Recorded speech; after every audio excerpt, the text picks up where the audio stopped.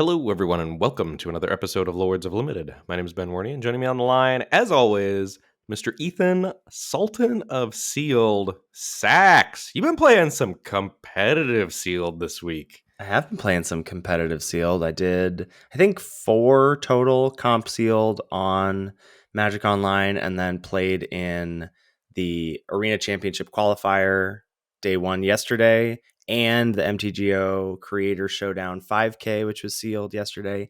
And I'm going to be playing in a Super Qualifier on Magic Online a little later. Ben has graciously agreed to record at the crack of dawn here on Sunday so that I can make the 10 o'clock appointment to open my pool. Yeah, poor decision on my part. Instant regret when my alarm went off this morning. School started this past week, and my sleep has been lacking seriously the last 5 days. But I'll survive. I'm trying to keep you on the schedule, right? I mean, like, what are you going to do? Sleep till noon, and then Let's you're sleep back till in noon, but like a good 9:30, 10 o'clock goes a long way on a Sunday for the rest of the week. It's just like school starting. I was trying to explain this to Catherine. We were hanging out on Friday. Catherine's my girlfriend, for those of you who are listening and don't know that. We were hanging out on Friday evening, and she was like, "You seem a little off. Are you okay?" And I was like, "Well, like I just went from making 20 decisions in a day to like 1,500 decisions in a day, like with no warning. Like there's no ramp up process. Like you're just boom, you're in it. It just takes a lot out of you. Yeah, I can only imagine. I don't think I have the stomach for the teaching en masse that you do. It's very, very hard. It is. It's a bit like triage. You're just trying to wrap up a broken arm in 10 seconds over here, and bandage a head in 30 seconds over here, and hope that everybody kind of figures it out from there. Yeah, I got a little taste a couple weeks ago of Jonah being in half daycare, and I was like, oh man, having these like 4 hours in the morning by myself is incredible. And then he was back at home yesterday, and I was like, I'm not ready. I want to go. We have to go back.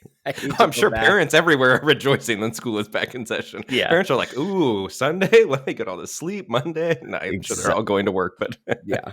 Exactly. So yeah, we are going to be talking about Sealed. It's a lot of ways that folks are. If you're participating in any RCQ season, you're going to be doing some Sealed there, and then there is of course the Arena Open next weekend, day 1 to get to the day 2 draft. You have to play Sealed. I think we'll be primarily talking about Sealed in the framework of best of 3. That's just what I've been playing. I think best of 1 Sealed is pretty horrible. I know that's how a lot of folks choose to qualify on day 1 of the Open. And so some of the stuff we'll be talking about will apply there. But I do think a lot of the leverage of your skill that you can enact in Sealed is going to come in best of 3 and sideboarding. And so we'll be talking a lot about that.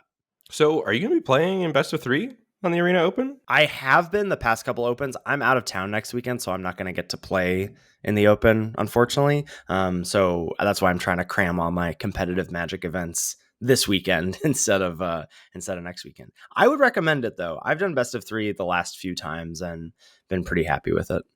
All right. Yeah. I don't know if I have it in me. The odds say that best of 1 is better, right? Well, the odds to make day 2, I think, are better to play best of 1. But like, I don't know, man. It's quality of life. Quality of life. It's just like you just feel like you have ownership over so much more, I think, when you have the sideboarding decisions than when you're just like playing that who wins the die roll crapshoot stuff, Interesting. That's I mean, feeling. after going 0-9 at the last Arena Open at best of 1, best of 3 is sounding. I might give it a try this time. I might give it a spin. So yeah, let's take care of some housekeeping stuff, and then we'll dive into the episode. Let's chat about the Patreon page. Patreon.com/Lords of Limited is where folks can go to give back to the show if they so choose. Of course, the show will always be free. We have some great perks over at the Patreon page. The base level there that everybody who gives back gets access to is the Discord. The Arena Open is next weekend. The Discord is a great place to be for Arena Open weekends. You get so many people giving you feedback on your sealed pools. We have a special section. If you move up the reward tier rankings on the Patreon page, we have a special section of the Discord just for our hero tier patrons, and they get a direct feed to me and Ben. And so we got some folks piping in who are participating in the qualifier weekend this weekend. So I got to tap in and do some little deck techs on their sealed pools. We'll have a lot more folks participating next weekend in the open. And so those are great spots to be to get feedback and get to really like dig in and feel like you're getting the best bang for your buck in terms of having some other eyeballs on your sealed pools. But it's just a great community of like-minded limited individuals and some other great perks as you move up the reward tier rankings, as I said. So check out the Patreon page if you're interested in that or just interested in helping out the show. And of course, we want to shout out our new patrons the first week that they join. So this week we're welcoming Bill, Sean, Nick, Dan, and Joe. Thank you, thank you, thank you. We really appreciate your support. Yeah, cannot say thank you enough. The Patreon also makes stuff possible, like the banger new YouTube intro that you showed me. Our videos that are not podcast episodes now have a new intro video. It's very epic. Yeah. It made me feel young again. It was very hip. I felt like a gamer. It was very cool. That's right. That's what we're trying to do here at Lords of Limited. Just get you to feel youthful. Ben, I know that there's not going to be much of a question, but I still will tee this up for you. Any updates on the draft format for you overall this week? You've had your mind occupied elsewhere. I have had my mind occupied elsewhere. I have done 2 to 3 drafts on my phone in the evening. Like most of my drafts have been on the phone lately. I don't know when this happened, but I've stopped streaming quite as much. I've been playing on my phone quite a bit more in the evenings just while I watch TV or whatever, just to relax, decompress. But no real updates for me. I think the format is what it is. I don't think it's particularly complicated, and I have experienced most of the decks at this point that I want to experience, and playing squirrels or rabbits for the 10th time, it doesn't hold that much appeal to me. Yeah, I think I'm with you. I started, part of what happened week 1 was that the best of 3 queues on Arena went down. And so I feel like Arena is better YouTube content. Like I don't mind live streaming Magic Online so much, but I feel like it's a tougher ask for YouTube videos, especially early in the format. The cards are small, etc. And so I was streaming Best of 1 and I was like in silver. And I was like, I was YouTubing a draft in Best of 1 and it was silver. I was like, this is bad content. Like we got to bump. If I want to do that, let's bump those numbers up. And so I've been playing Best of 1 on my phone a lot this week. And just decided as an exercise, I was like, I'm just going to force green if I can. And like really avoid... I'll play blue if it's frogs and basically avoid red if at all possible. And I can report, at least in my very small sample size, you can do it. And I'm up to Diamond 4 right now in under a week. So that was sort of my approach this week. And so I've been playing a lot of the Abzan decks, and frogs those are like the decks that I'm happy to play. I'm happy to play blue-black, but I feel like I'm happier to do that in a more competitive pod than I don't think you need. Like, I don't think blue-black is tier 1, and I don't think you need to try and draft a not tier 1 deck in a lot of best of 1 pods. I think you can wiggle your way into one of those decks that I prefer. That's been my experience. So I've played a lot of this format this week with the sealed and all the best of 1 drafts I've been doing. Sounds like you have played a lot of Bloomburrow, but I just want to say I watched your entire Slumming It in Silver draft video on YouTube, and I very much enjoyed it. So. Oh, wow. Thank you very much. Well, speaking of these drafts, let's dive into one of the aforementioned best of 1 draft logs here that I have from this week. So pick one, you sit down and see the following cards as options. I would say no commons really in consideration. Life Creed Duo is there. 1 and a white, 1/2 flyer. Whenever another creature you control enters, you gain a life. Heaped Harvest, the 2 and a green food that searches for a basic land on enter and sacrifice. Heaped Harvest is just, I have real love for this card after playing so much Sealed. This is such a powerhouse in Sealed. It's a really key piece. But we have some bangers if we move up to the top row here in the uncommon and rare department. First up is Hunter's Talent, the 1 and a green enchantment class that bites something when it comes into play, levels up, gives something +1/+0 and trample when you attack. And when it levels up to level 3, at the beginning of your end step, if you control a creature with power 4 or greater, you draw a card. Card is nuts. There's a Quake Tusk Boar, 3 red, 5/5 reach, trample, haste. A Downwind Ambusher, 3 and a black, 4/2 flash. When it ETBs, you choose one. Something gets -1/-1 until end of turn, or destroy target creature an opponent controls that was dealt damage this turn. And Mockingbird is the rare X and a blue 1/1 flyer. You can have it enter as a copy of any creature on the battlefield with mana value less than or equal to the amount of mana spent to cast Mockingbird, except it's a bird and still has flying. That's 4 really strong first pickable cards right there. Pour one out for the commons. Commons don't matter in the play booster era. I mean, they do, but I mean, it's they do, more but fitting into a deck rather than like starting your draft with commons. That's I mean, I think the whatever takeaway. you think the best common is, let's say it's carrot cake in your instance. Stop. Do not. Even if that were in the pack, you wouldn't even come close to taking that over any of these cards. Correct. So looking at these cards, I think you could make arguments for any of Hunter's Talent or Mockingbird. I think Downwind Ambusher and Quake Dustborer are just worse than Hunter's Talent. And I think Mockingbird might be better than Hunter's Talent. It's close, but it's in a way worse color. Yeah. I think I would take Hunter's Talent here, which feels weird. But also, quick Mockingbird segue. You just don't get this on Arena. I was playing comp sealed leagues on MTGO, right? And I had a Mockingbird, and I cast it for blue and X equals 3 to copy a 4-drop. Mm-hmm. And my opponent in chat was like, all caps, how did you do that? Question mark, exclamation points, right? Like, because they think it's X equals the mana value thing, but it's just total mana spent. Mm-hmm. And so in chat, I typed back leet hacks, like 1337 HAX, and they lost their mind in the chat and we're just salting off magnificently the entire rest of the match. And were you on your Daybreak account? I was, unfortunately. That's even better. That makes it a little worse, I guess. I didn't think about that. That's really funny. I do miss the chat box in MTGO, I think, is very underrated. It appeals to a certain type of person who doesn't engage except to poke and watch what happens. But yeah, I think Hunter's Talent there, pack 1, pick 1, especially because it lets you get into the best color. Yeah, for sure. So that is where I landed as well. Pack 1, pick 2, significant drop in power level, I would say. In terms of the commons, there is one that appeals to me. It's Savor, 1 on a black instant. Creature gets -2/-2 until end of turn, and you make a food. Looking at the uncommons, I think if this were pack 1, pick 1, I'd be really interested in Persistent Marsh Stalker, 1 on a black 3/1. Gets +1/+0 for each other rat you control, and then with Threshold, when you attack with a rat, you can pay 2 and a black to return this from your graveyard to the battlefield tapped and attacking. And there's rare Emberheart Challenger, 1 on a red 2/2 haste prowess, and Valiant. You get to exile the top card of your library until end of turn. You may play that card. Yeah, this is interesting. So I think quickly you can narrow it down to 3 cards for me, one of which you didn't mention. So there's Emberheart Challenger, there's Savor, and then there's also Sticky Tongue Sentinel in the pack, which is 2 and a green, 3/3 reach. When it ETBs, return up to one other target permanent you control to its owner's hand, which is nuts with Hunter's Talent. If you've not picked up Hunter's Talent with Sticky Tongue Sentinel before, you haven't lived yet in this format. So I would recommend doing that. I like Savor the least of the 3, which is what you selected here.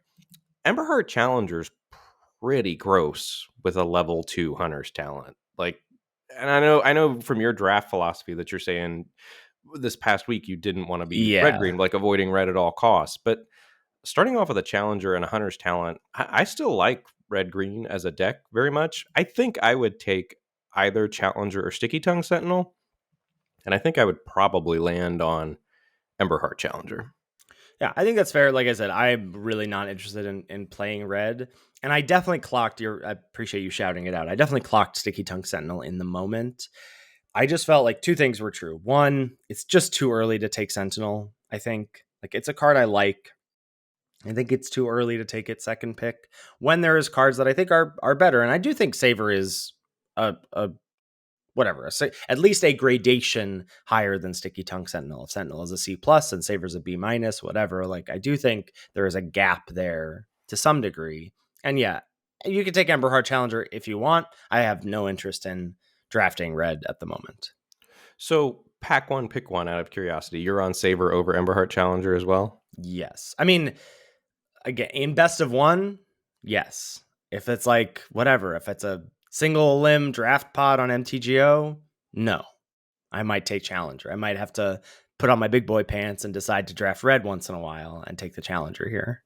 Okay. So you think Challenger is a better card than Savor, but you're not willing to go into red, which you think will pull you into a suboptimal archetype in the best of 1 queues. Is that the thought process? I don't even know if I think Challenger might be slightly better. I don't think, like, if we're putting grades on them, I'd say they're both like B-.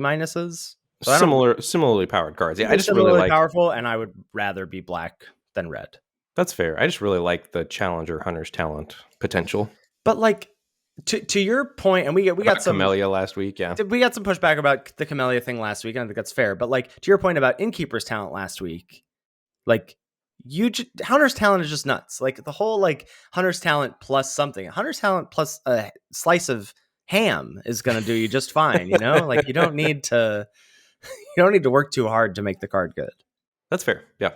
So I selected Savor there. So we got 2 removal spells. Moving on to pack 1, pick 3. Again, the power level is flat here. There's a Nocturnal Hunger at common, 2 and a black, instant, destroy a creature. You can gift a food, and if the gift wasn't promised, you lose 2 life. I did realize that this can trigger, like a lot of the gain life stuff is gain or lose life. And so like, you know, you got a Star Seer Mentor or whatever the white black uncommon is, and you choose to lose 2 life when you kill something, then you get that trigger anyway. I think that's a nice little, I think that adds some value to this card as well, but it's just a good card. There's a Tree Guard duo as well, 3 and a green, 3/4. When ETBs, target creature you control gets Vigilance and +X/+X, where X is the number of creatures you control. And then maybe, I don't even know if it's the best card in the pack, but another card to shout out, I suppose, is Long River Lurker, 2 and a blue, 2/3, ward 1. Other frogs you control have ward 1, and when it enters the battlefield, a creature you control is unblockable until end of turn, and when it connects, you can flicker it. Yeah, I think after taking Savor here, Nocturnal Hunger is a slam dunk. There's nothing that comes close to the power level of that. Mm-hmm. Is there any worry for you at this point about starting out with 3 removal spells and no creatures? No, I don't think so. Should I be? No, I don't think so either. I think you've just got 3 great cards. I was just curious. Yeah. So Nocturnal Hunger there, and we do have 3 removal spells. Moving on to pack 1 at pick 4. A couple duos in our colors. The Tree Guard duo, Dagger Fang duo, the 2 and a black, 3/2 Death Touch Rat Squirrel. ETBs you can mill 2. There's a red removal spell and Take Out the Trash. The 2 mana deal 3. If you have a raccoon, you can discard a card and draw a card. And in the uncommons, there's a Patchwork Banner, the 3 mana artifact. Choose a creature type. Creatures you control of the type get +1/+1, and it taps out a mana of any color. Yeah, this is an interesting pick. I think for me, I would quickly narrow it down to Daggerfang Duo versus Patchwork Banner, because I don't want to end up with 2 black cards and 2 green cards right now. I think I either want to get deeper into black or just keep my options open with Patchwork Banner. Because I think there's no reason to decide to be black-green quite this early for Tree Guard Duo as your first card, as a non-Squirrels card, you know? I think I would take Daggerfang Duo. I've been very happy with that card. Yeah, it's great. Black-green, and Patchwork Banner has only been insane to me in Rabbits. I mean, it's very good in any deck that gets there, but I think I would take Daggerfang Duo, but it's close. Yeah, I did land on the banner. I think to your point about disliking this card, like it just says if you end up in a good deck, your deck is better. Yes. And it we already have, like, maybe green's drying up. We have a card that we'd like to, like, Hunter's Talent is eminently splashable if we end up in not base green. And I just felt like it gave me some outs. And Daggerfang Duo, like, I'm probably playing that in any black deck, but it's at its best in black green and then black blue, as its types would lead you to believe. So I just felt like Patchwork Banner left me more open. And similarly to my feeling about taking Sticky Tongue Sentinel second, I just felt it's a little early to take Daggerfang Duo. Like, if black is open, I should be able to get some copies of that. But maybe that's just a little, like, I don't know, maybe that's not the right way to think about picking cards at certain times. It's close. Another small thing with Daggerfang Duo is it's great with Hunter's Talent. Correct. Death Great Touch. cards make good cards good. Yeah. But you're kind of selling me on Patchwork Banner. Like, that Daggerfang Duo ultimately is kind of replaceable. It's like barely above replaceable. It's good filler. Like, you're not mad about it, but yeah, good filler is a good way to describe it. Yeah. But Patchwork Banner, should you get there, will be a B in your deck or whatever. Right. Yeah. So you're kind of selling me. Took the banner there. And then pack 1, pick 5, more tough decisions. There's not a green card to be found. The only black card is Scales of Shale, 2 and a black, costs 1 less to cast for each lizard you control, and gives a creature +2/+0 and lifelink and indestructible until end of turn. Other, like, good cards in the pack, there's a Nettle Guard, 1 and a white, 3/1, Valiant +0/+2 until end of turn, and 1 Sack It, destroy an artifact or enchantment. And probably just the best card in the pack straight up is Coruscation Mage, 1 in a red 2/2 with Offspring 2. Whenever you cast a non-creature spell, this creature deals 1 damage to each opponent. This is an unfortunate pack. Seeing this pack makes me think, after first picking Hunter's Talent and having no other green cards, I'm thinking, like, this is about the time I'm thinking, ooh, maybe it's time to start thinking about abandoning ship on green. Yeah. And that makes me want to get deeper into black with this pick. I think I would just take Scales of Shale. I really like that card. There's a lot of red in this pack too. So maybe we're going to end up black red. And if we do end up black red, I definitely like Scales of Shale better than Coruscation Mage. And I think I'm also happy to just play Scales of Shale in any black deck as a single trick. Yeah. I like that thought a lot, and I don't know why I particularly folded in my no red life here and took Coruscation Mage. One of the things I was thinking of was we could end up, like, I have seen the like red blue spells model in a red black deck, and we have a pretty good start for that with 3 other non-creature spells, right? Savor, Hunger, and Banner will all trigger the Coruscation Mage. But I think taking Scales of Shale is probably right, just because I think like there's a probably a dissonance here of me being like, I'm going to take Coruscation Mage, but like, how often is this actually making my deck? Right, especially if you don't want to be red. Like, Correct. I don't mind being red, and I don't have much interest in Coruscation Mage here. Yeah, I think that's fair. Pick 6. We keep bobbing and weaving.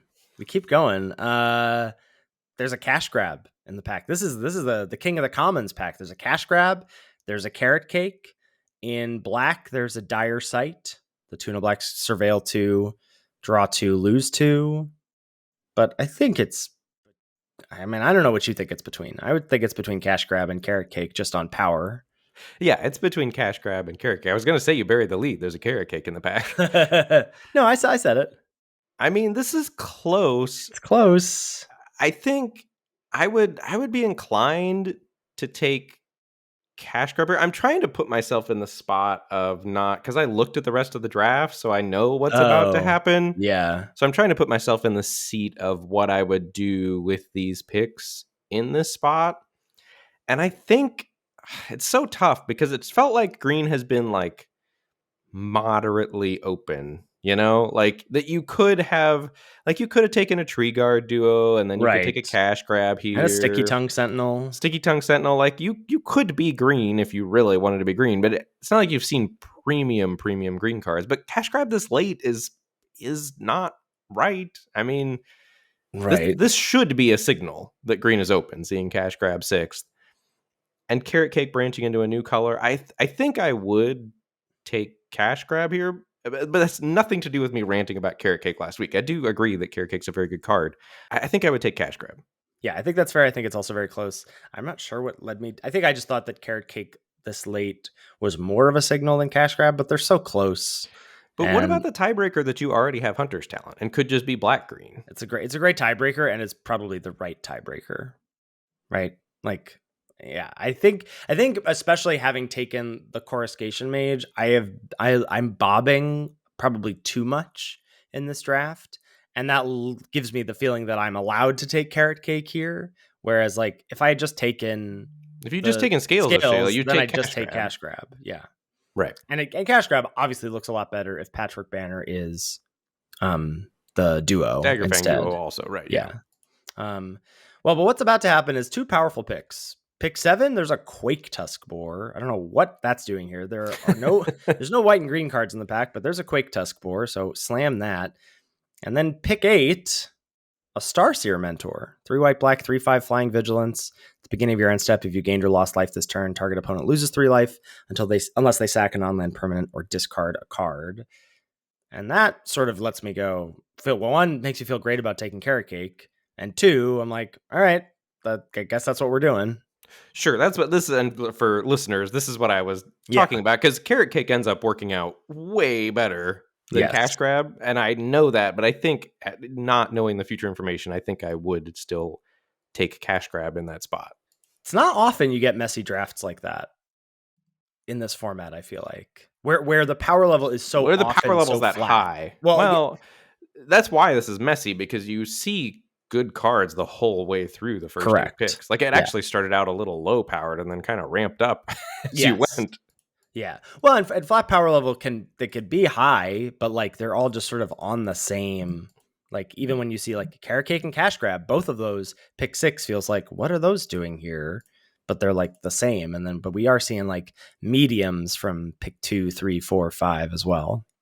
And if you look at the final deck, you end up in a premium looking black white deck. Looks Yeah, very strong. didn't end up getting there, unfortunately. I forget what the games were like, but yeah, it's got the payoffs, it's got the enablers like Starseer Mentor, 2-star charters at the top. I keep being baited into playing Sinister Monolith in my black white decks, and it's Ooh. terrible. Just stop doing it. I got a Lunar Convocation, the rare we talked about last week, the white black rare at the beginning of your end step. If you gained life this turn, each opponent loses a life, and at the beginning of your end step, if you gained and lost life, you get a 1/1 bat, and you can pay 1 and a black and 2 life to draw a card with it. It's got a lot to like there, and the banner ended up working out great on bats as well. But yeah, just the deck just didn't quite get there. Best of one, gonna best of one sometimes, you know. Oh, believe me, I know. All right, let's chat sealed. The thing about sealed is that some people always, we got to comment this cycle in the Bloomburrow crash course about someone being like, you guys say it's like for pre-release, but you're only talking about draft. Like it'd be great if you could like talk about sealed. And I hear that, but like sealed is the same. Like it's Well, except it's significantly worse in every aspect of playing Magic. right. No, what I mean is sealed is the same. It's It's the largely the same card same from evals. set to, it's the same card evaluations largely. And it's the same strategy from set to set to set. Like you're, or at least for me, and maybe there's some sealed wizards out there who are doing it differently. But I think you're looking at, you want your bombs to dictate things. Your fixing dictates things. What colors you're deep in, your gold cards, like it's the same checks and balances. You want to build multiple decks if you're playing best of 3 if you can. Like you're most aggressive, you're most controlling. I'm not doing things different from set to set. Well, and I think certainly for the crash course, we would never have anything more than surface level comments to say about sealed. Like today, after playing as much sealed as you have, and I've done, a handful of sealeds, I feel like we can actually give actionable advice about Correct. what your pools are likely to look like in this format, what you should be steering towards, what cards in this specific format actually do definitely get better in sealed by some amount. Like it would just be impossible to give that kind of deep analysis going into the format. Yeah. So I think you really want your cards to matter at every point in the game. Let your bombs and removal influence your color selection, and splash if your fixing allows. That's sort of like very, very broad strokes of sealed across the board. And then beyond the sort of clear, like I think there's going to be whatever, let's say 15%, 20% on either end of like the top 15 to 20% of pools are just going to be clear, like you got a great blue-green frogs deck, just build that and it's easy. The bottom 15 or 20% is like, look, no one can help you. This pool is not particularly salvageable or whatever. Just like you And just this don't get format there. has some of those. Like, Yeah. if you don't get the good commons, it is rough. Sirkovitz was in the qualifier yesterday and he messaged me. He was like, hey, can you take a look at this pool? I bet like usually it takes me like 5 minutes to build something and I can't quite get there with this. And like, so I was like, yeah, sure. And he had so many different options, and each option you got to about 16 cards you were happy with. And then it was like, and now what do you do? And so if you have pools like that, you're just gonna struggle. So beyond those two things, which like I think the real meat to talk about sealed is whatever that middle 60-70% is, because that's where you're gonna get your most edge in being able to leverage those pools. I think you really want to try to be green if at all possible. Like we keep singing green's praises in draft, and I think it's the best color in sealed as well, and gets even better in sealed because of the thing about you want your cards to just be good at every point in the game, and green's rate of its bodies lets you do that. And you don't really need to work, like so much of the other colors struggle with. Some of blue's cards care about threshold and rats, and some of blue's cards are flyers and birds, and like green's cards are just good. And like maybe you're going to have some squirrel stuff, maybe you'll have some raccoon stuff, but green's cards are just good. and it gets 3 removal spells in Longstalk Brawl, Polywallop, and Hunter's Talent. One of them is a bomb. Hunter's Talent is nuts. And the other 2 are serviceable. Polywallop, even if you don't have frogs, you're still going to play in your green decks.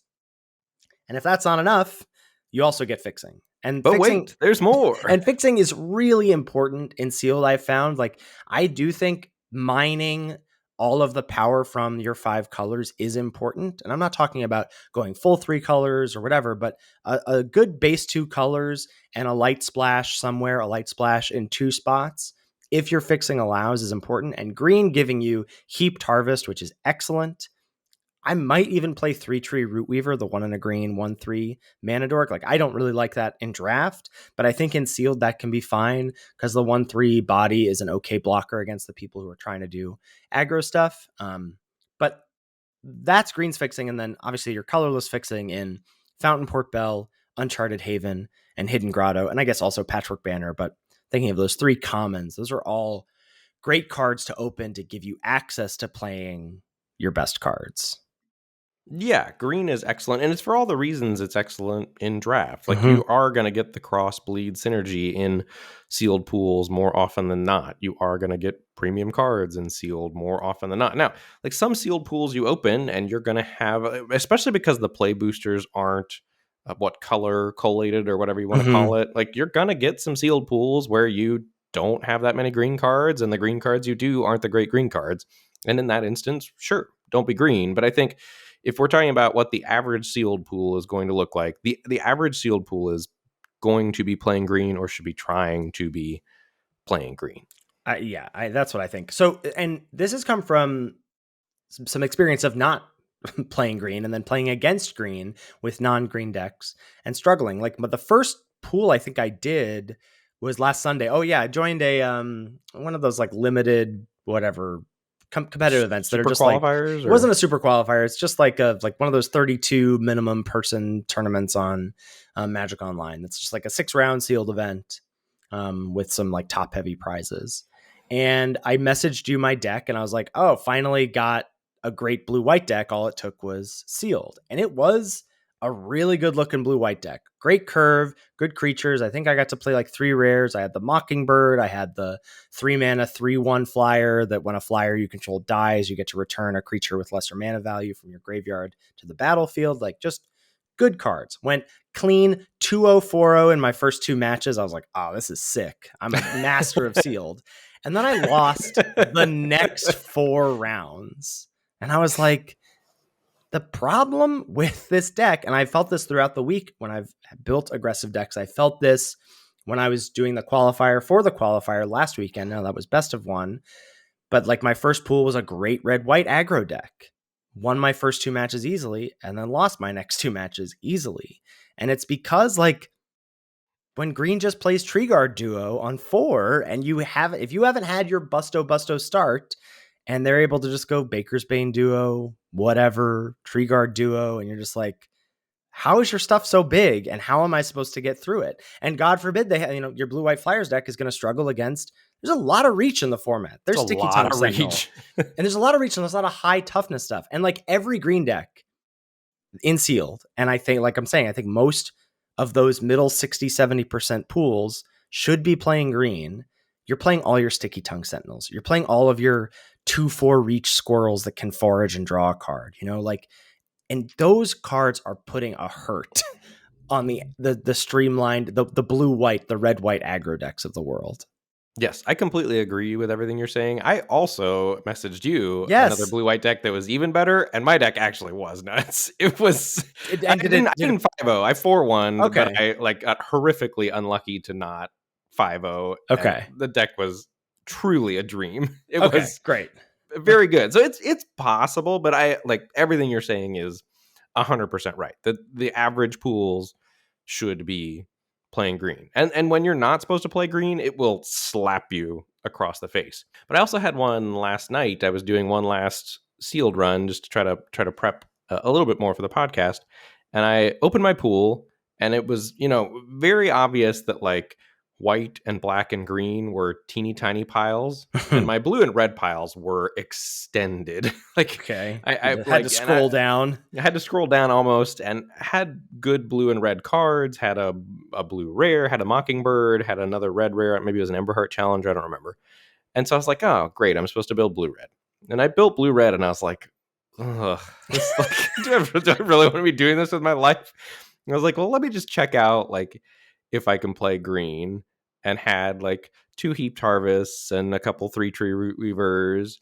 And I had a Hunter's Talent, and it just was enough. Like, I could just play Sultai, because the blue cards, I think we'll talk about this in a little bit, but I think blue gets quite a bit better in Sealed. I think you think it gets better, but maybe not quite a lot better. And I was just able to play base green Sultai, and I used all of my green cards, like, even though the pile was very short. And after I built it, I was like, wow, like, I'm pretty sure the pool says I'm supposed to be blue red, but just adding green and playing Sultai just looks infinitely better, because the individual card quality is just so much stronger. Yes. And that's so important. Like, because again, like it comes to, I think you're mostly going to see green, and I think green black specifically, and whether that ends up being Sultai or Jund or Abzan or whatever, like if people can splash, I think that's what you're most likely to see. It's where you're going to get your body's removal in good rates and fixing. And then you're also going to have, likely in that, you'll have some amount of squirrel food synergies. I think that's the easiest inherent synergy to come together in Sealed.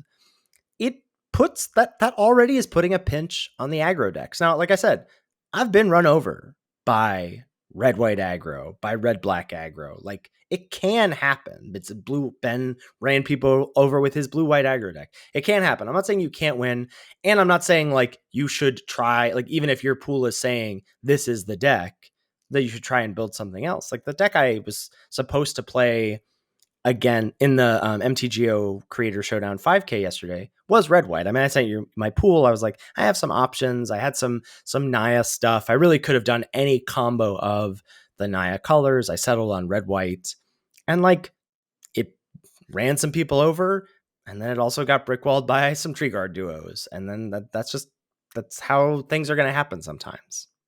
Yes, I agree that you're hoping to not have to play an aggressive deck. And I think this format is slower. Like, I would already say Bloomburrow is not a crazy fast It's format. Like, it's it's powerful. grindy. It's It's grindy. Yeah, it's powerful when the synergies pop off, and it's grindy, but the sealed format especially feels slow to me. Like on average. Like, for example, Mind Spiral, the 4 and a blue sorcery, draw 3, you can gift a fish if you do lock a thing down. Like, that card is insane in sealed, I think. Like, I cannot imagine cutting copies of it. Every time my opponents have resolved that, I just, like, all of the air goes out of me, and every time I resolve it, I just feel like, great, like, can't lose from this point. It's Yep. just such a huge boon. Yeah. Yeah, it's pretty good. I haven't really played that much Mind Spiral in Sealed this week. Now that I'm thinking about it, maybe that's some equity I left on the table. I love that card in sealed. Yeah. I will say also that the green beatdown decks can often go over the top of non-green aggro decks. That was one of the things I swapped into, and we'll talk about some edges in just a second, but that's one of the things I swapped into. Like, I had my red white deck. I was facing a green deck. Like, oh, Caleb had this ridiculous red green deck in the showdown. He went red green 2-drop, the mana dork that has expend 4, get a counter on it. Played that on 2. Turn 3, played a second one and a cash grab. Grew them both. Turn 4, he played the 5 mana 4/5, expend 4. It's a +2/+1 trample. Did that on back-to-back turns. I was like, what is this? What is this nonsense? But to try and, I was like, well, I can never beat this with my red-white Valiant deck. So I just sided into red green. I was like, I'll just try and do the thing you're doing and try and go toe to toe with you with some big creatures. And I was able to at least win game 2 against him, which I definitely would not have been able to do, I think, if I had my little mice running around. So I think just knowing that, and that's part of the thing that we're going to talk about here in the last chunk of this episode, is playing best of 3.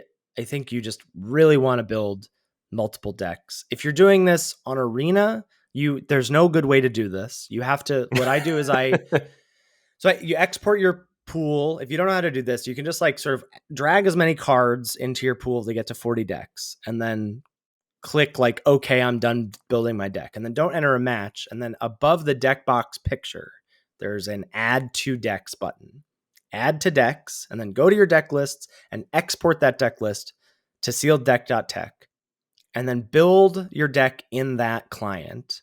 And I will take screenshots of the decks that I am happy with. And so that I have those ready, because you only have 2.5 minutes for sideboarding. And if you're going to deck swap, you just have to know like, oh, this is what I'm doing. And you're just already doing it. And you want to be thinking about it in game one, like know if you're going to do this in game one. So you have all that time in sideboarding to swap decks. In paper, you sleeve up multiple things, whatever. Like I've done this before in paper sealed tournaments. I'm not saying you always have this option. Like sometimes you're just going to have your clear best deck and that's it. But a lot of times I think you will want access to a second thing. And sometimes it comes up like the red green deck I just talked about. Like I didn't think about that prior to the tournament. I wasn't thinking, oh, this red green deck will be good. But as I'm seeing this deck play out against a green deck, I'm like, oh, my bodies just don't match up against this. I need to get my own green beefy bodies as well. And how can I do that? So you may not have thought about it beforehand, but you just constantly have to be thinking about this like next level war in sealed of my opponent's playing this. How can I combat that strategy? Because I think oftentimes people aren't thinking that way. And so you don't get the like, they're doing the reverse against you type deal. Like you're just usually they're going to usually stick with what they have. And especially if it's a powerful thing. Like I played against someone with 2 downwind ambushers. And I was like, oh, I need to try and cut as many 1 toughness creatures in sideboarding as I possibly can. And there's no way that they're going to be like, well, he's probably cutting 1 toughness creature, so I'll cut my downwind ambushers. Like, that's not happening. Well, there's never a leveling war because one of the decks is better. The person with the better deck is just like, great, I'll crush again. Sign me up. Exactly. Right. So I think your biggest edge in sealed is going to come from 2 places. Your niche synergistic card selection, like what you choose to put in slots 17 through 23 is, I think, where you get a big edge, and then sideboarding. So some card selection examples from the week for me. I had a pool with 4 Longstock Brawls, the single green fight spell with Gift of Fish, put a ++1 counter on your creature. So I knew I was definitely going to play green. And I was hoping to play green-black. I saw that I had 2 Wix Patrols, the 6-mana Flame Tongue Kavus. I had a Stargaze, that's the X-black draw spell, which is also excellent in sealed. But that color pair didn't really give me much on... All my creatures were either small or at the top of my curve. And so I didn't really have a way to leverage the Longstock Brawls. But blue gave me 3 Lightshell duos. The 3 and a blue, 3/4 Prowess, ETB Surveil 2. And a 3/4 Prowess is already just like, I think we'll have a list of cards that I think are just better in sealed. Lightshell Duo, better in sealed because it, as we've talked about before, has that body that can tussle with the green creatures. Plus, what a combo. Like, I'm never going to draft a deck, probably, that has Lightshell Duos and Longstock Brawls in them. That's fair. But in sealed, they were great. Like having that as a package, and then deciding to pair my green with my blue gave me access to a couple of blue-white rares on the splash. And so that sort of chain reaction happened. And I never thought I would leave 2 Wix Patrols and a Stargaze in the sideboard of a deck that had black cards to play. But I think that was right. Yeah. And I think just Lightshell Duo in sealed. I mean, we might as well talk about it now. Yeah. The body's incredible. And when you play duo and bin 2 lands or bin a land, like Lightshell Duo is very close to 4-mana 3/4 Prowess draw a card. Like it's rapidly approaching that in sealed. Well, and you're likely to, right? So much of the stuff in the format is either grindy or you're either going to have things that care about threshold or things that care about foraging. And so Lightshell Duo not only is giving you card selection off the top of your library, but it's giving you synergy in terms of it filling your graveyard to some extent. Yes. Yeah, it's great.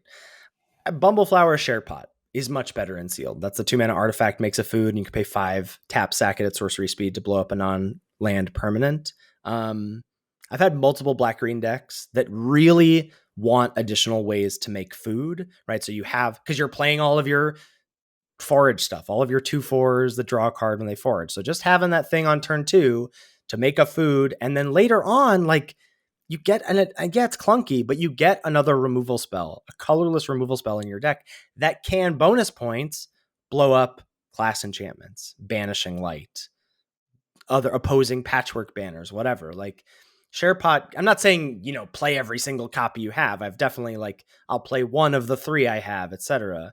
But it's a card that, again, you're really hoping to not play in draft unless you're like popping off with builder's talent. But in sealed, I think it gets a lot better. Yeah, just certainly as colorless removal, but what you're talking about too with bringing the additional food along with it, that matters a lot for the black green decks. Like I was building a black green sealed pool and what again had food stuff going on, but was a little light on food. And I initially in the build had the 4 and a black instant exile a creature or an enchantment. And then I was like, wait a second, I think SharePot's just like better in this deck because it gives me a food, which was Yeah. not intuitive for me at all, but that sort of thing can matter. Yeah, that's a great point. You want to talk about card advantage and filtering? I have a little wanted to chat about Stargaze and Dire Sight, but I think you've got a thought about a lot of these kinds of cards. Yeah, that's the name of the game to me in sealed. Like I've already felt just in Bloomburrow draft that you're prone to, mana screw, mana flood, especially if you don't actively include ways to combat it. And I think in sealed, that is ramped up that tension of, I really want to draw an appropriate land spell ratio, or once I hit my 6th or 7th land drop, I want to draw no more lands unless I just have incredible mana sinks. About like I had a deck last night with Heaped Harvests that was really popping off and could use all of the mana. I had 8-9 lands and was happy with that number of lands, but I also still had filtering after I hit that point to not, draw my 10th, 11th, 12th lands, which is important too. I just think the decks are generally less synergistic, other than what we've talked about. You're likely to hit Sultai synergies, but you're way less likely to hit the other synergies in the format. So you just play the high quality cards, and then you want to find as many of those high quality cards as possible. And so, Mind Spiral we talked about already. Something like Pearl of Wisdom, the 2 and a blue sorcery divination, like, sign me up. Those are like reasons to play blue for me. I'm probably not splashing Pearl of Wisdom, but you better believe I'm splashing Mind Spiral in my black green decks if I have any sort of fixing that can do it. And the other thing that's really impressed me is discard. And I want to chat with you about this because you've said that maybe it didn't hit you that way. I have been on the end of some absolutely backbreaking psychic whirls, the 2 and a black Mind Rot variant. Yeah, I haven't. I will confess that is the one of the 3. I've faced Bandit's Hall, the class enchantment that I can't believe I've ever thought was going to be a good card, and I have faced the Ruthless Negotiation, the single black discard, and then it has flashback, 4 and a black, and when you flash it back, you get to draw a card. I have faced those cards and not been impressed. I haven't seen much in the Psychic World department, so perhaps that's different. Yeah, it's been good enough. Like I think that's the classic thing in sealed, right? As the Mind Rot and Divination get better, and it has held true for me here. My feeling about the other 2, so I'll just speak to Ruthless Negotiation and Bandit's Hall, is that like little pinging of cards doesn't. You're usually able to, like, if you're the kind of deck who is playing a Ruthless Negotiation or a Bandit's Hall, you're not that aggressive, right? You're doing a sort of attrition war life. And if your opponent is also on the attrition war life, you can usually card out of it. Like, it doesn't really set you back that far. But perhaps Psychic Whirl packs more of a punch. Well, like, so for example, Mind Spiral, like so many of my matches have keyed around who resolves Mind Spiral. That's so interesting. And Psychic Whirl, like, it's hard to not have Mind Spiral be as the one of your last two cards in your hand. And like, so that getting hit by the discard has been particularly brutal. But one of the other things I want to chat with you about is you've talked about your Naya deck, right? Where you mained red-white in the Creator Challenge.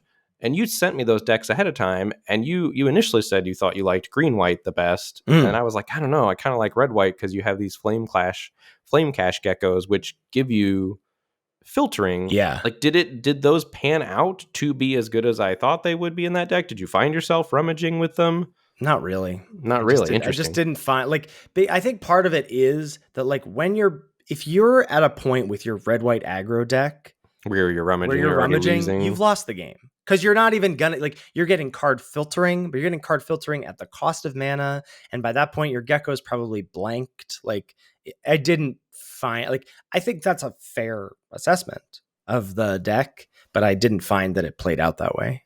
Like I've played against that card once in Sealed, and it felt like I had to kill it over the Mm-hmm. course of the game, or I was going to lose eventually to the filtering that it provided. Interesting. But in an aggressive deck from your opponent? No, I've played No. against almost no Yeah. aggressive decks in They're Sealed. because they're not great. They're not great. Another thing that I've had come up, just coming back to card selection examples, and this really goes to sideboarding, so we can dovetail us into sideboarding after we talk about cards. But I saw an opponent who had 2 Longstock Brawls. Well, what's a great way to combat Longstock Brawls is High Stride, the single green +1/+3 untap trick. Like, that's the kind of thing, like, especially once you see like 2 copies of something you know your opponent's going to be playing, like, how you choose to engage with that doesn't have to be a full-on deck swap, but you want to be thinking about, okay, I'm seeing the downwind ambushers. Can I get rid of my X1s to mitigate that card? I've seen 2 Longstock Brawls. Can I bring in the High Strides? Thinking about that is, I think, where your edge is going to come. Yes, how do my cards line up better against my opponents? And especially if your deck is worse, right? Like how can I, like, what has to happen for me to win? And it's Right. my opponent going for Longstock Brawl and me having the high stride, Mm-hmm. to like putting yourself in a position to get lucky in situations where you know your cards line up well against your opponents. Yeah. So deck swaps are the most obvious ways to sideboard, right? Your opponent is a more controlling deck, a better controlling deck than you, so you swap into your aggro deck to try and go under them. I talk about this a lot, but I think play draw really dictates that for me. If I'm on the play, I'm more likely to want to side into my aggro deck because I know I'm going to get to have the jump there. I'm not going to side into my aggro deck on the draw ever. That's not going to be a good thing. There might also be a thing where you think, hey, we've both got good late game decks. I think my late game deck is better. I'm putting you on the play. I want that extra card. I'm never doing that in the dark, I don't think. I mean, you might do it so rarely if you had a million 2-mana removal spells, whatever. But like, having that information, I'll put my opponent on the play for sure. Beyond those big swaps, I think thinking about key cards you've seen from your opponent, we've talked about, like, obviously you bring in Artifact Enchantment Hate as silver bullets for important cards. Do they have Incidental Graveyard Hate? That's like the green rare that can munch graveyards and grow to a 7/7. Like, if you've seen that and you're relying heavily on Threshold or Forage stuff, like, is there a way you can lean away from that just to mitigate the impact of that card? Because it's already going to be impactful against you. Even without lizards, I've brought in Scales of Shale. Like we've talked about, just playing it in any black deck, but against some specific decks like red-green, that's going to be trying to tussle with Longstock Brawls and Polywallops and Hunter's Talent and using combat tricks, like getting Scales of Shale to just eat their big green monster and gain some life is going to be good. I have done stuff where, are you playing against a heavy removal deck? Well, try and overload them with derpy threats. Like, just try and curve out on them with 2 mana 2/2, 3 mana 3/3, 4 mana 4/4, and put a pinch on their Noxious Hungers or whatever. You know, like, I think that those kinds of, I mean, Leveling War isn't the right way to think about it, but that's the kind of way that I think you're going to get your edge in Sealed, is when you think about, okay, that's what they're doing. What's the rock to that scissors? Yes. Mm-hmm. It's rock, paper, scissors. That's the right way to think about it. Yeah. Yeah. And I think one other thing we should state, if we haven't done it clearly, is where you want to look first when you open your sealed pools, right? So when I open a sealed pool, like, I'm looking at green first, and then after that, I'm looking at colorless fixing. Like, I want to see how many Uncharted Havens I have. I want to see how many of the little bell, what's that card called? Fountain Port Bell, baby. Fountain Port Bell, yeah. I want to see how many of those I have, because that card does get a lot more playable in sealed. And specifically in green also, I don't know that we've sang Heaped Harvest praises enough. Let's do the card it. is incredible in sealed. Like, 2 copies of that lets you do whatever you want with your sealed pool. That's like a really good card to open, assuming you have any other green support alongside it, because it just gets you 2 basics. It's so much card advantage, and you want the mana in sealed. Heaped Harvest is an absolute gem. So I think you're looking at green, you're looking at colorless fixing, and then past that, the first thing I'm looking for is obvious 2-color builds, like checking that out. And then the next thing I'm building, if there are no obvious 2-color builds, is green black or green blue or Sultai, something in there. And then if that's not working, then you're just probably have a pretty unique pool. Probably dropping. Oh, At that point, you're probably dropping. Let's chat about some specific cards that I think get better in Sealed. And we've touched on some of these already. Lightshell Duo, we love. Thornplate Intimidator. Again, and these are cards that are just, a lot of these cards for me are like, they're filler plus. And they're card, like, it's not like, oh, you're never cutting this from any deck, but it's a card that like, Thornplate Intimidator, I'm probably hoping to like just never play in draft. And in Sealed, I think it's serviceable. So this is the 3 and a black 4/3, has the Punisher text, right? When it enters the battlefield, your opponent has to either discard a card, sack an online permanent, or lose 3 life, and it has Offspring 3. This tussles with green and does something in addition when it comes into play, and has the option to Offspring as sort of a late game mana sink. Similarly, Bonebind Orator, the 1 and a black 2/2, pay 3 and a black to exile it from your yard to return something. Curve filler, and you're playing your best cards. So this says, oh, you killed my Maha? Cool, it's coming back, right? Like, this card is, you're definitely playing at least the first copy, I think, in any black sealed deck. Yeah, I don't think it should be. And like what you said, just to be clear, this isn't pulling you towards black. No, I have no. found that it's kind of possible to leave your opponent's Bonebind Orders alive on the battlefield if you want to. Like, I've played those kinds of games where you just have 1/3s and you're like, deal with it. Yeah. Well, that, and like when you decide to be offensive, like you need to be offensive quickly so that your opponent doesn't have the time to leverage. Like, I've definitely played some Bonebind Order dances in this sealed format. That's fair. And I know I've been saying that I don't think aggro is great in sealed, but the times when aggro has been great against me, it's often involving Kindle Spark Duo, which is that the 1/3 that pings? Yeah. What? Well, just because like you can get to a point where you're like, I'm stable, but you're not. Like, you're at 6 and they're just like, do you have a removal spell for my garbage 1/3? And if the answer is no, and the answer is no, you're just dead. That's a hard sell for me. The body on Kindle Spark Duo is real bad. It's bad. All I'm saying is, if you feel like you have to be aggressive in your pool, it providing reach is necessary. I think like it's a card that I would often overlook, but I've died to it enough this week in Sealed that you have respect for. I have respect for it as a like, okay, if that's where my pool is leading me, I want to keep an eye out for that card, and perhaps even ways to maximize it. Like I saw some pool where someone had if you have the 2 and a red 3/3 rare that makes all of your red creature types deal an additional damage, get those Kindle Spark Duos in there, baby. Yeah.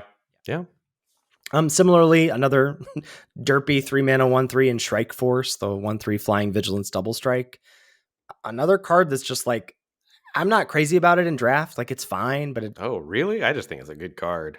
It's good. I don't know. Like, it doesn't do anything. I don't care about its types. I got better stuff to do for 3 mana. But in Sealed, this card is a problem. This card is really good in Sealed, I think.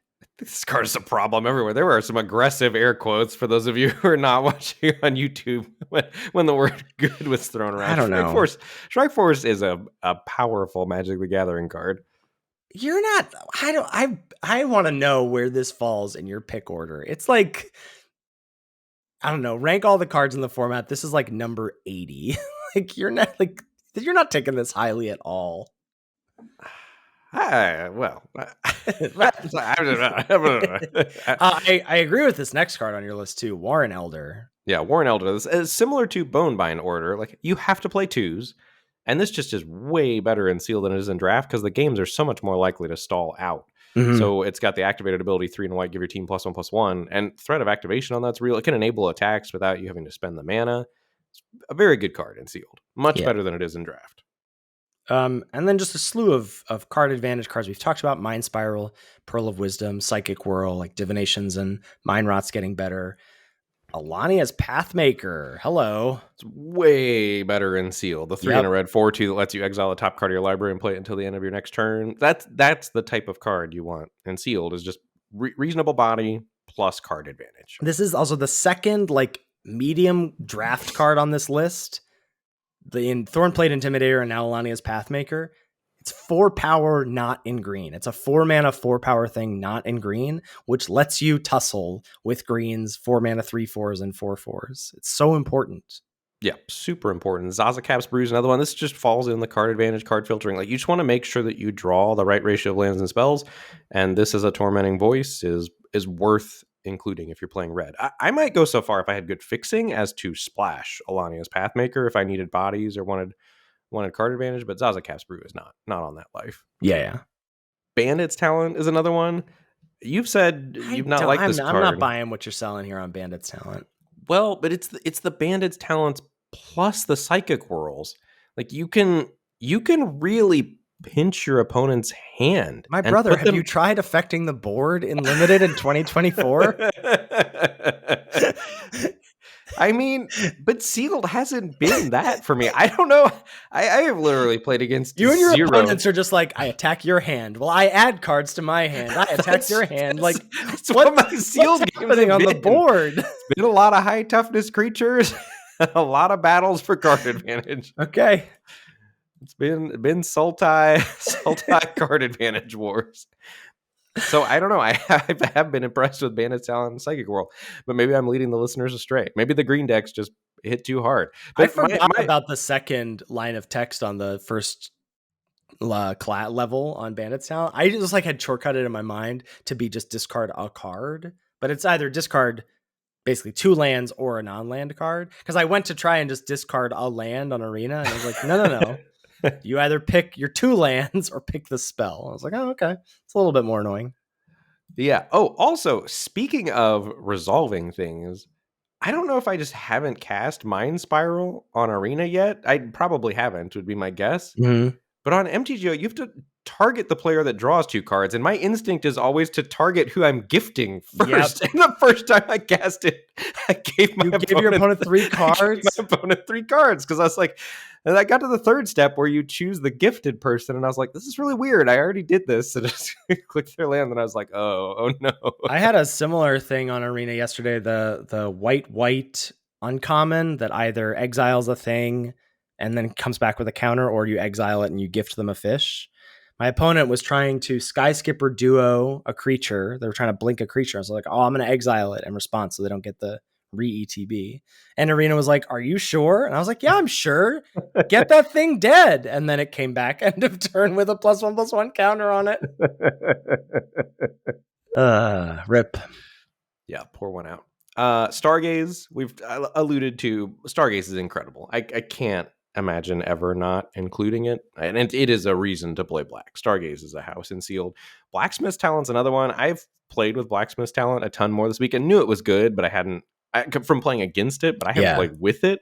I played with it in draft and in Sealed. It's just incredible. And Sealed, just making every creature into an insane threat is very taxing on your opponent's removal. Yeah, I agree. And lastly, Flame Cash Gecko. I just think as much rummaging and filtering as I can get. Sign me up. Attack your hand, add to your hand, profit, win. That's right. So do you think you're going to do best of 3 next weekend on Saturday? Have I committed? No, there's no way. You're a sicko. You just love pain and punishment, and you're going to play best of 1. Well, I don't know. Maybe I'll do best of 3 just to spite you, to prove you wrong. Have that in me. That'll really show me. You'd be like, I did 3 best of 3 runs and I didn't qualify, Ethan. You happy? I can't wait for that message. Yeah. I'm sure it'll be coming. That'll be great. All right. Anything else before we go here? No, I think that's a great place to, and it's an appropriate phrase for Sealed to wrap us up. Yeah. And good luck to everyone competing in the Arena Open this coming weekend. Yeah. All right. Thank you, as always, to Salty Pretzels for our intro and outro music. Make sure you give it a listen. You can find all of our content at lordsoflimited.com. There's links to our tier list, courtesy of Ben and 17 Lands, links to our episode backlog, our YouTube channel, our respective Twitch streams, our merch, courtesy of TeePublic, as I sip my coffee out of my Lords of Limited mug. All that stuff is available at lordsoflimited.com.